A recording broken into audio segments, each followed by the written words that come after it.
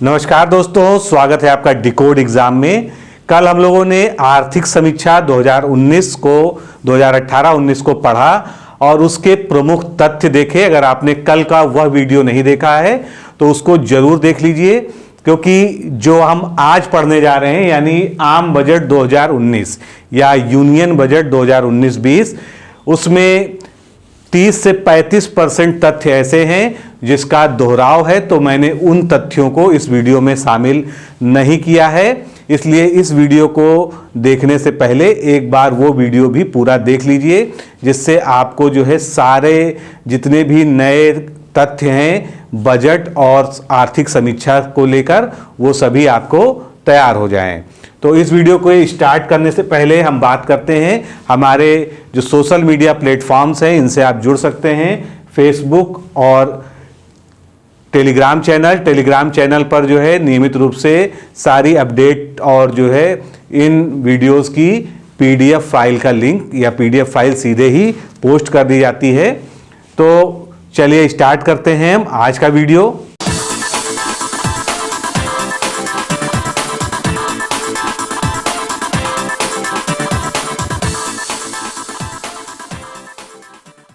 सबसे पहले हम जानते हैं कि जो बजट प्रस्तुत किया गया है इसकी कुछ बहुत ही कॉमन सी साधारण सी बातें हैं जो आप भी जानते हैं, लेकिन वो एग्जाम में पूछी जाती है।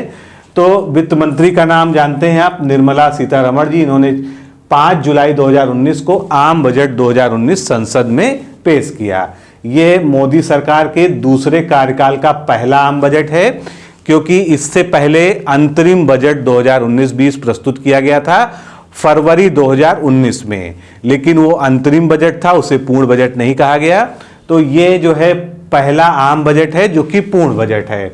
पुरानी परंपरा को बदलते हुए आपने देखा होगा, पहले जो वित्त मंत्री थे वो सूटकेस में जो है जो बजट का दस्तावेज लेके आते थे संसद में, लेकिन इस बार जो है सूटकेस वाले प्रचलन को हटाते हुए लाल कपड़े में, जिस पर जो है भारत का राज चिन्ह जो है लगा हुआ है, उसको जो है उसमें जो है बजट को लेकर आया गया था। तो एक नई परंपरा की शुरुआत हुई है।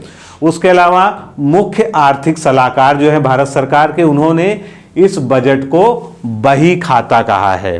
तो उन्होंने जो है ये टर्म का दिया है कि ये बजट नहीं, ये जो है भारत सरकार का बही खाता है, यानी जो औपनिवेशिक सोच थी जो है उसको बदलते हुए जो है अब उन चीज़ों का इस्तेमाल करना जो है छोड़ देना चाहिए। अब हम शुरुआत करते हैं कुछ डाटा से। डाटा जो है इसको देख के आपको घबराने की ज़रूरत नहीं है। इसमें से केवल जितना आपके मतलब का है, जो आपको जानना चाहिए, मैं उतनी ही चीज़ें बताऊंगा। तो ये आपके सामने पहले जो है क्या खुल गया है, प्राप्तियां, क्योंकि प्राप्ति और व्यय दोनों जो है बजट के जो है महत्वपूर्ण पहलू होते हैं, और प्राप्ति और व्यय में ही संतुलन बनाकर जो है बजट प्रस्तुत किया जाता है। तो सबसे पहले यहाँ पर 2-3 टर्म से आप परिचित हो जाइए। बजट अनुमान 2018-19 का, इसकी हम बात करेंगे हर फिगर में। उसके बाद 18-19 में ही संशोधित बजट का अनुमान आया था। फिर 19-20, जिसके बारे में हम इस वीडियो में बात कर रहे हैं, 19-20 का आम बजट। तो इसके 3 पहलुओं को लेके चलेंगे। तो सबसे पहले हम राजस्व प्राप्तियों की बात करते हैं, यानी जितने भी रेवेन्यू रिसिप्ट हैं। तो 2018-19 में 17,25,738 करोड़ रुपए, ये सारी फिगर जो है करोड़ रुपए में है, बजट का अनुमान बताया गया था 18-19 में। उसके बाद 2019 में जो है 19,62,62,761 करोड़ रुपए का राजस्व प्राप्तियां बताया गया। इसी तरह से पूंजी प्राप्तियों का डाटा भी आपके सामने है। अब इस स्लाइड में सबसे महत्वपूर्ण बात जो आपको जाननी है, उस पे सीधे आते हैं। कुल प्राप्तियां, देखिए आप यहां पर लिखा है टोटल रिसिप्ट, यानी कुल प्राप्तियां भारत सरकार की कितनी रही। तो कुल प्राप्तियां अगर हम बात करें वित्तीय वर्ष 2019-20 का जो अनुमान है, क्योंकि ये प्रस्ताव होता है, बजट एक प्रपोजल होता है, इसका जो एक्चुअल डाटा जो है इसके अगले वित्तीय वर्ष में आता है। तो 27,86,349 रुपए की 49 करोड़ रुपए की प्राप्तियां संभावित हैं। 18-19 में जो बजट अनुमान प्रस्तुत किया गया था या बजट प्रस्तुत किया गया था उसमें 24,42,213 करोड़ रुपए की प्राप्तियों का अनुमान जताया गया था। बाद में उसको संशोधित करके थोड़ा बढ़ा दिया गया था, यानी जो अनुमान था उससे जो एक्चुअल प्राप्ति थी वो कुछ बढ़ गई है और अब जो है लगभग जो है इसमें 30 लाख करोड़ रुपए की जो है वृद्धि हो गई है। तो इस तरह से जो है ये वृद्धि हुई। अब अगर इसको जो मोटा मोटा अगर एग्जाम में पूछा जाता है तो एग्जाम्स में एब्सोल्यूट फिगर्स जो है कम पूछी जाती हैं। तो अगर हम बात करें कि जो संशोधित अनुमान था और उससे जो है जो 19-20 के लिए अग्रिम अनुमान जताया गया है बजट की प्राप्तियों का या जितनी भी कुल सरकार की प्राप्तियां होती हैं तो कितनी वृद्धि ये हो रही है, 11.81% की वृद्धि हो रही है। आपको मेन ये याद रखना है कि पिछले वर्ष से इस वर्ष 11.81% की बजट में प्राप्तियों में वृद्धि हो रही है। अब प्राप्तियों की बात हो गई तो अब हम खर्चों की बात करते हैं कि जो व्यय है भारत सरकार का उसका क्या अनुमान है। तो पहली चीज जान लीजिए, जो प्राप्तियों का अनुमान होता है सेम अनुमान जो है व्यय का होता है। यानी अगर हम कहें तो 11.81% की जो है बढ़ोतरी जो है व्यय में भी होगी। किस प्रकार होगी, बजट अनुमान जो 18-19 का बजट पेश किया गया था उसमें बताया गया था 24,42,213 करोड़ रुपए। संशोधित अनुमान में कहा गया 24,57,235 करोड़ रुपए और जो 19-20 का बजट जो प्रस्तुत किया गया जिसकी हम बात कर रहे हैं 27,86,349। तो ये फिगर है, यही पूछा जाएगा। तो अगर आपसे प्रश्न किया जाता है कि वित्तीय वर्ष 19-20 के बजट का कुल आकार क्या है तो आपको केवल एक फिगर ये याद रखनी है, 27,86,349 करोड़ रुपए। ये पूछा जाए आपसे कि पिछले वित्तीय वर्ष से के बजट से कितने % की वृद्धि ये दर्शा रहा है तो आपको बताना है 11.81% की वृद्धि हो रही है। तो दो स्लाइड जो है जो बड़ी आपको दिख रही थी उसको हमने जो है शॉर्ट कर दिया। अब इसमें जो है कुछ खास नहीं है। अब तीसरी चीज जो घाटा है, जितनी भी जो है घाटे की चीजें हैं, राजकोषीय घाटा, राजस्व घाटा, इनका सीधे सीधे प्रतिशत आपको याद कर लेना है। 4 घाटे हैं, इनमें से क्वेश्चन घुमा फिरा के पूछ लिया जाता है। सबसे पहले हम बात करते हैं राजकोषीय घाटा या फिस्कल डिफिसिट का। तो अभी कल वाले वीडियो में भी मैंने बताया कि बजट अनुमान जो लगाया गया था 18-19 का उसमें कहा गया था कि 3.3% तक जो है राजकोषीय घाटा रहेगा, लेकिन जो संशोधित अनुमान आया उसमें जो है थोड़ी सी वृद्धि हो गई इस फिगर में, ये हो गया 3.4%। उसके बाद जो अब के लिए यानी 2019-20 के लिए अनुमान बजट में प्रस्तुत किया गया है 3.3%। तो सीधा सीधा आपको याद रखना है राजकोषीय घाटा वित्तीय वर्ष 2019-20 में 3.3% रहने का अनुमान जताया गया है। अगली बात करते हैं राजस्व घाटा का या रेवेन्यू डिफिसिट का। तो रेवेन्यू डिफिसिट जो अनुमान था 2018-19 का 2.2 था, एक्चुअल में भी 2.2 आया और जो प्रोजेक्टेड है यानी 19-20 के लिए वो 2.3 हो गया। तो दूसरा आपको याद रखना है कि राजस्व घाटा कितना रहेगा, 2.3 रहेगा, किसमें, 19-20 में। अगले घाटे की बात करते हैं इफेक्टिव रेवेन्यू डिफिसिट या प्रभावी राजस्व घाटा। बहुत कम पूछा जाता है ये, फिर भी आप इसकी इस फिगर को याद रख लीजिए कि संशोधित अनुमान में 1.1 था और 1.3 जो है 19-20 के लिए कहा गया है, यानी 19-20 के लिए 1.3 जो है ये इफेक्टिव रेवेन्यू डिफिसिट है। प्राथमिक घाटा जो है कभी कभी पूछ लिया जाता है, 1-2 बार कभी पूछा गया है। तो प्राथमिक घाटा 0.2%। 0.2% जो है प्राथमिक घाटा रहने का अनुमान 19-20 के लिए जताया गया है। अगला हम देखते हैं, अब जो ये व्यय होता है इसमें सब्सिडी जो है एक बहुत बड़ा व्यय माना जाता है। अभी हम व्यय को देखेंगे कि व्यय के सबसे बड़े बड़े मद क्या हैं, लेकिन सब्सिडी जो है इसका क्वेश्चन अलग से पूछ लिया जाता है। तो सब्सिडी जो है मुख्य रूप से 3 है, उर्वरक की, खाद की और खाद्य है यहाँ पर फूड वाला, खाद्य की और पेट्रोलियम की।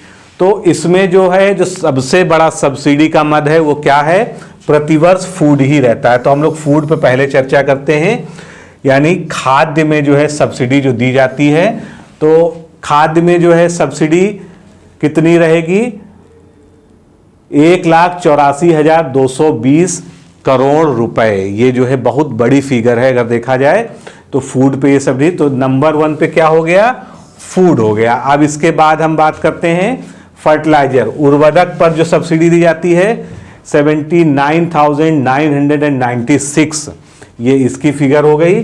तो ये आ गया दूसरे नंबर पर। आपको एब्सोल्यूट फिगर्स नहीं याद रखने की जरूरत है, अगर यूपीएससी को छोड़ दिया जाए तो बाकी एग्जाम्स में एब्सोल्यूट फिगर्स जो है शायद ही पूछी जा सके। फिर पेट्रोलियम तीसरे नंबर पे आती है, जिस पे सब्सिडी सबसे ज़्यादा दी जाती है, वो है 37,478 करोड़ रुपए की सब्सिडी। तो ये तीसरे नंबर पे है। तो मेरा कहने का बस मतलब ये है कि आपको ये क्रम याद रखना है कि जो सब्सिडी है वो उसमें क्रम क्या है, सबसे ज़्यादा खाद्य सब्सिडी है, उसके बाद उर्वरक पर सब्सिडी है और तीसरे नंबर पर आपको पेट्रोलियम की सब्सिडी ये जो है व्यय में आता है। अब ये भी पूछा जा सकता है कि सब्सिडी में कितना जो है बढ़ाया गया है सब्सिडी को, क्योंकि प्रतिवर्ष जो है सब्सिडी बढ़ा दी जाती है। तो एक ये फिगर आप जरूर याद रखें कि 39,728.36 ये सब्सिडी की फिगर है जो बढ़ाई गई है करोड़ रुपए में। 39,728.36 करोड़ रुपए की बढ़ोतरी सब्सिडी में की गई है पिछले बजट की तुलना में। अब पिछले बजट में कितना था, इस बजट में वो पूरा यहाँ पर जो है दिया हुआ है, आपको पीडीएफ मिल जाएगी, आप उससे जो है इसको नोट कर सकते हैं। आगे चलते हैं। तो जैसे मैंने कहा था कि आय और व्यय, तो रुपया कहाँ से आ रहा है, कभी कभी इसमें पूछ लेते हैं कि सबसे बड़ा मद क्या है। जो हमारी प्राप्तियां हैं, राजस्व प्राप्तियां हैं और अन्य प्राप्तियां हैं, जिसके बारे में हमने पहली स्लाइड पे बात की कि सारी प्राप्तियों में तो इनके सबसे बड़े मद क्या हैं। सबसे बड़ा मद पहले देखते हैं निगम कर या कारपोरेट टैक्स। ये क्या है, ये 100 पैसे में डिवीजन लिखा है, तो 100 पैसे को हम 100% मान सकते हैं। तो हम यहां पर परसेंट की बात करेंगे। तो कारपोरेट टैक्स से क्या हो रहा है, 21% की जो है प्राप्ति हो रही है भारत सरकार को। यानी अगर कहा जाए कि जो भारत सरकार को पैसा प्रतिवर्ष मिल रहा है उसमें सबसे बड़ा मद या 19-20 के लिए प्रोजेक्टेड सबसे बड़ा मद क्या है, कारपोरेट टैक्स।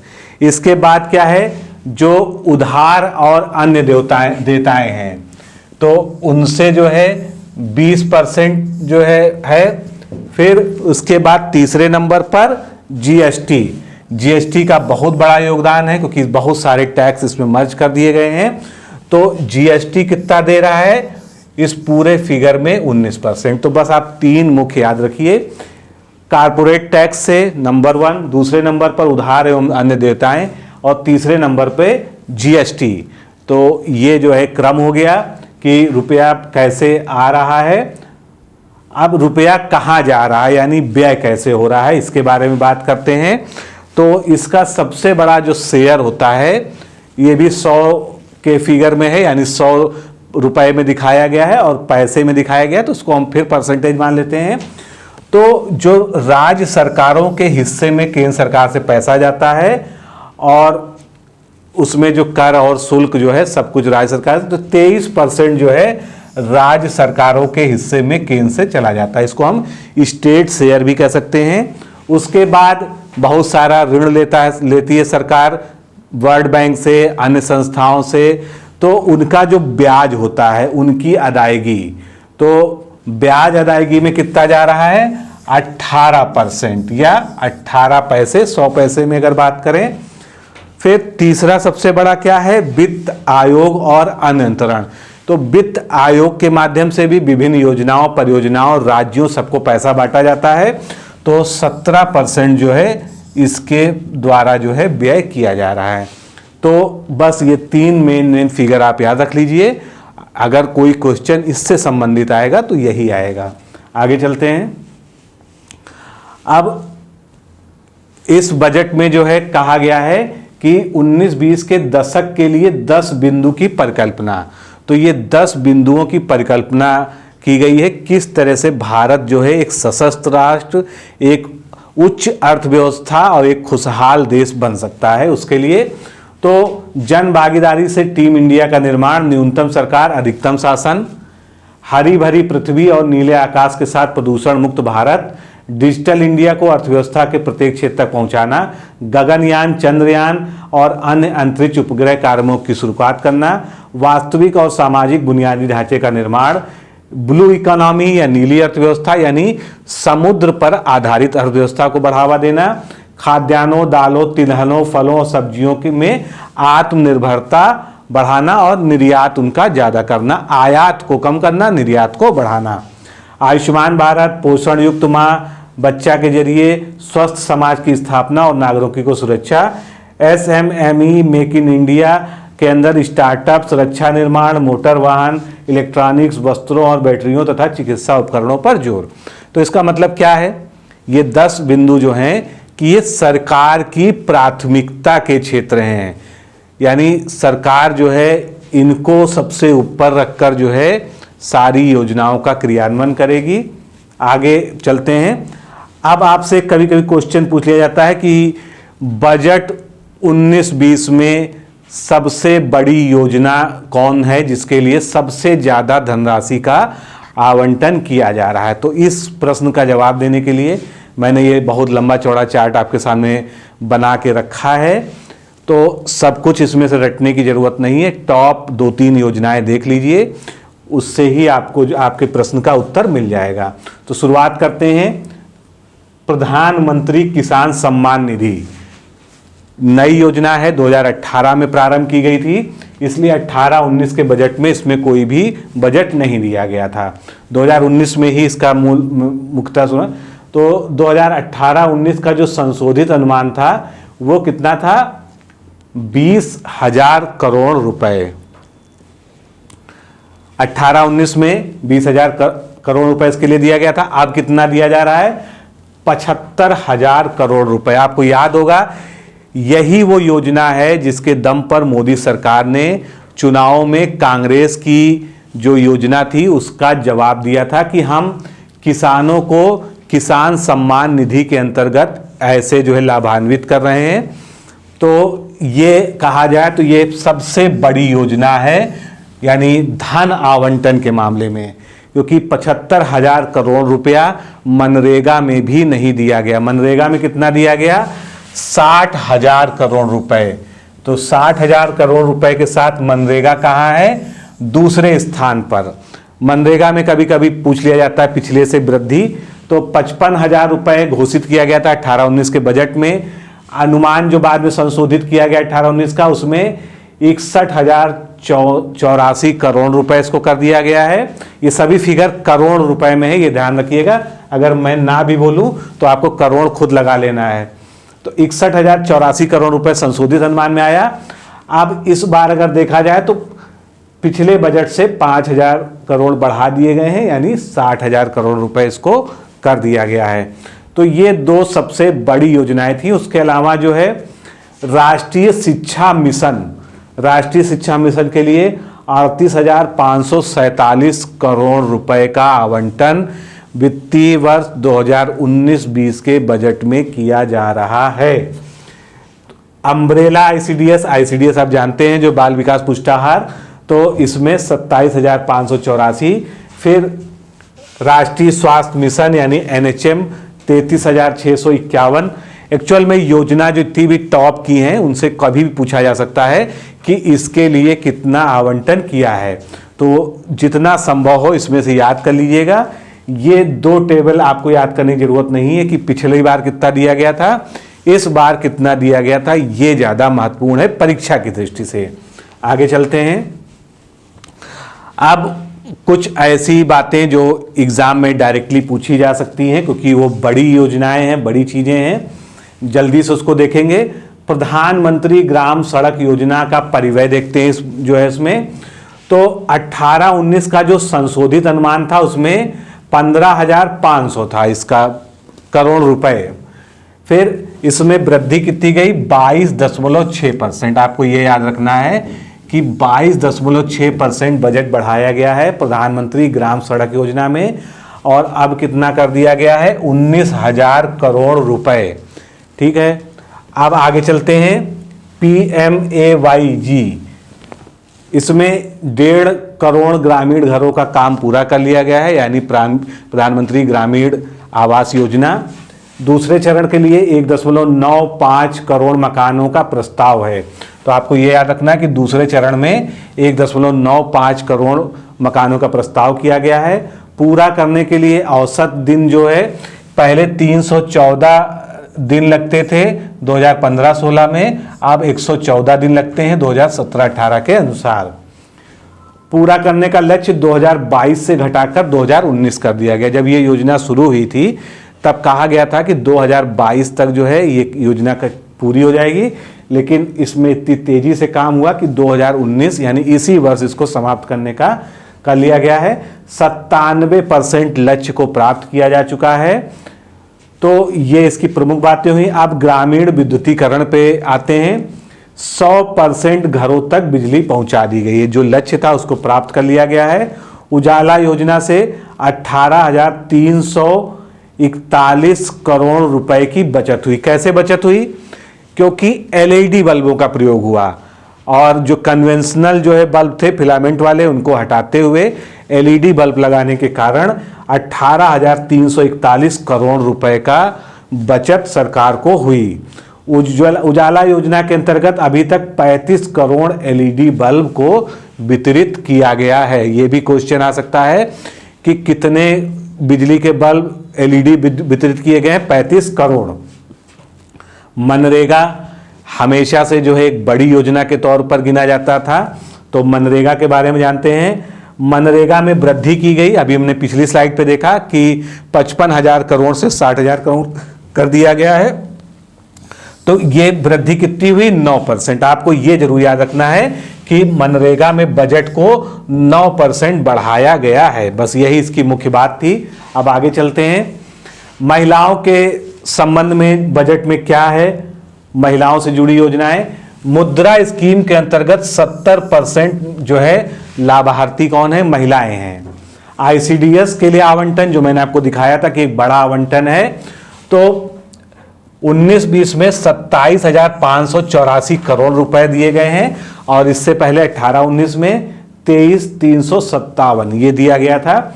तो इस तरह से जो है बजट को लगभग दुगना कर दिया गया। फिर उज्ज्वला योजना की बात करते हैं, जो इस गवर्नमेंट की यानी मोदी गवर्नमेंट की जो है एक फ्लैग स्कीम है। तो 7 करोड़ से अधिक कनेक्शन दिए जा चुके हैं। 8 करोड़ का लक्ष्य था, यानी अब जो है लक्ष्य लगभग पूरा होने वाला है। महिला एसएचजी ब्याज माफी कार्यक्रम का सभी जिलों में विस्तार किया जाएगा। प्रत्येक एसएचजी में एक महिला के लिए मुद्रा स्कीम के अंतर्गत 1 लाख रुपए का ऋण दिया जाएगा। तो ये महिलाओं से जुड़ी प्रमुख बातें थी। अब इस बजट में कई सारी घोषणाएं की गई हैं। कुछ चीजें सस्ती हुई, कुछ चीजें महंगी हुई। तो वो एक सामान्य जो है व्यक्ति जो बजट को अपने नजरिए से देखता है उसके लिए ज्यादा महत्वपूर्ण है, लेकिन हम कुछ उसमें जीस्ट जो है उसकी बात करते हैं। इस वित्तीय वर्ष के दौरान बांस, शहद और खादी के 100 नए क्लस्टर बनाए जाएंगे, जिसमें 50,000 शिल्पकार आर्थिक रूप से सशक्त हो सकेंगे। अगले 5 साल में 10,000 नए किसान उत्पादक संगठन बनाए जाएंगे। अनुमान है कि 2018 से 2030 के बीच में रेलवे की आधारभूत संरचना के लिए 50 लाख करोड़ रुपए की आवश्यकता होगी। तो ये बहुत भारी भरकम राशि है, लेकिन इसका लक्ष्य भी लंबा है, 2030 तक की बात हो रही है। छोटे कारोबारियों को अब मात्र 59 सेकंड में 1 करोड़ रुपए तक का लोन मिलेगा। नया स्टार्टअप शुरू करने वालों की मदद के लिए एक नया टीवी चैनल शुरू किया जाएगा। उस टीवी चैनल में ये बताया जाएगा कि कोई भी स्टार्टअप व्यवसाय शुरू करना हो तो उसके लिए आपको क्या करना होगा, क्या क्या चीज़ें होती हैं, सब कुछ जो है।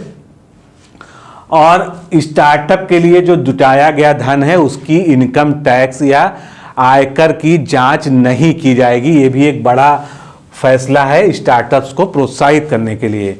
सरकार का 2019-20 के दौरान 1,05,000 करोड़ रुपए विनिवेश का लक्ष्य है, यानी ये डिसइन्वेस्टमेंट का लक्ष्य है। स्टैंड अप इंडिया कार्यक्रम का 2025 तक विस्तार किया जाएगा। ऋण को प्रोत्साहन देने के लिए सार्वजनिक क्षेत्र के बैंकों को 70,000 करोड़ रुपए की पूंजी दी जाएगी। तो ये सभी जो है कुछ बहुत महत्वपूर्ण बातें हैं जो आपको जानना जरूरी है।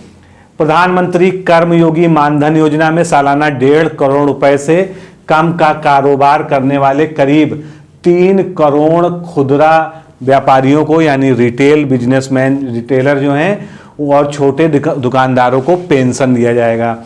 तो ये भी एक बड़ी घोषणा है कि लगभग 3 करोड़ व्यापारियों को पेंशन दी जाएगी। 400 करोड़ रुपए तक के टर्नओवर वाली कंपनियों को 25% कारपोरेट टैक्स देना होगा। इसके तहत देश के 99% कंपनियां आ जाएंगी, यानी कर जो बहुत ज्यादा हाई था कारपोरेट टैक्स वो 25% करने की बात कर दी गई है।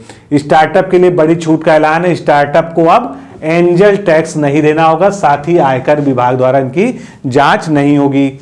सोना पर शुल्क 10% कस्टम ड्यूटी से बढ़ाकर 12.5% कर दिया गया है। ई वाहनों पर यानी इलेक्ट्रॉनिक वाहनों पर जीएसटी को 12% से घटाकर 5% कर दिया गया है। लोन देने वाली कंपनियों पर अब जो है रिजर्व बैंक ऑफ इंडिया खुद का जो है डायरेक्ट कंट्रोल रखेगी।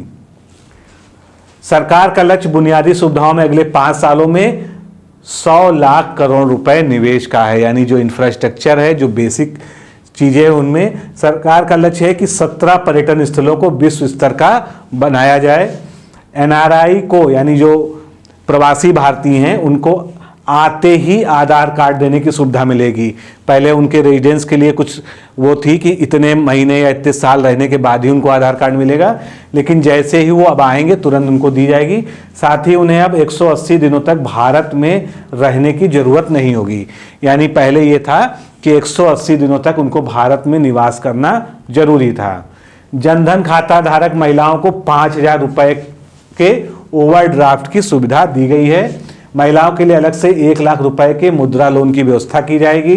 अगले 5 साल में 1,25,000 किलोमीटर सड़क बनाई जाएगी। इसके लिए 80,250 करोड़ रुपए खर्च किए जाएंगे। एक ये इंपॉर्टेंट पॉइंट है, इसको अलग से नोट जरूर कर लीजिएगा। दिल्ली में राजघाट पर राष्ट्रीय स्वच्छता केंद्र बनाया जाएगा। ये पूछा जा सकता है कि राष्ट्रीय स्वच्छता केंद्र कहाँ बनाया जाएगा। राष्ट्रीय खेल शिक्षा बोर्ड का गठन किया जाएगा। देश में ऑनलाइन कोर्स को बढ़ावा देने के लिए और विदेशी छात्रों को आकर्षित करने के लिए एक अध्ययन कार्यक्रम शुरू किया जाएगा। नई शिक्षा नीति जिसका ड्राफ्ट आ ही चुका है, ये जल्दी लाई जाएगी। और शिक्षा नीति पर अनुसंधान केंद्र भी बनाया जाएगा। राष्ट्रीय अनुसंधान प्रतिष्ठान नेशनल रिसर्च फाउंडेशन बनाने का ऐलान इस बजट में किया गया है। सरकार ने पानी के लिए जल शक्ति मंत्रालय का गठन किया है। जल आपूर्ति के लक्ष्य को लागू किया जाता। 1500 ब्लॉक की पहचान की गई है। इसके जरिए हर घर तक पानी पहुंचाया जाएगा और सरकार ने 2024 तक हर घर तक जल पहुंचाने का लक्ष्य रखा है। फिर बजट के कुछ प्रस्ताव हैं, उन पे भी एक नज़र डाल लेते हैं। 10,000 नए किसान उत्पादक संघ बनाए जाएंगे। फिर बीमा सेक्टर में 100% एफडीआई, इंपॉर्टेंट है ये।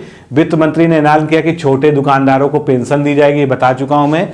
सरकार की तरफ से नेशनल ट्रांसपोर्ट कार्ड बनाया जाएगा, जिससे आदमी एक ही कार्ड पर पूरे देश में, चाहे वो मेट्रो में चले, चाहे ट्रेन में चले, चाहे बस में चले, चाहे कैब में चले, सारा जो है यात्रा उसी पे कर सकता है। रेलवे के विकास के लिए पीपीपी मॉडल पर जो है लागू किया जाएगा, यानी उसका प्राइवेटाइजेशन किया जाएगा। 657 किलोमीटर मेट्रो को चालू किया जा चुका है अब तक देश में, और 300 किलोमीटर नए मेट्रो प्रोजेक्ट को मंजूरी दी गई है। 5 लाख तक की आय पर कोई टैक्स नहीं लगाया जाएगा। तो दोस्तों, इस तरह से हम लोगों ने बजट के इतने बड़े डॉक्यूमेंट को मिनिमम जो है स्लाइड्स में, यानी कम से कम तरह से पढ़ने का प्रयास किया और वो तथ्य देखे, वो चीज़ें जानी जो परीक्षा में सीधे तौर पे पूछी जा सकती हैं या परीक्षा के लिए बहुत ही महत्वपूर्ण है। क्योंकि बजट एक विस्तृत डॉक्यूमेंट होता है और इसको अगर पूरा पढ़ा जाए तो वो हमारे एग्ज़ाम के लिए जो है उतना उपयोगी नहीं है। तो इसी तरह से हम करंट अफेयर्स के जो है नए नए टॉपिक्स का जो इशू में होंगे, जो चर्चा में होंगे, उसको लेके आपके सामने आते रहेंगे। आज के लिए इतना ही। नमस्कार, धन्यवाद।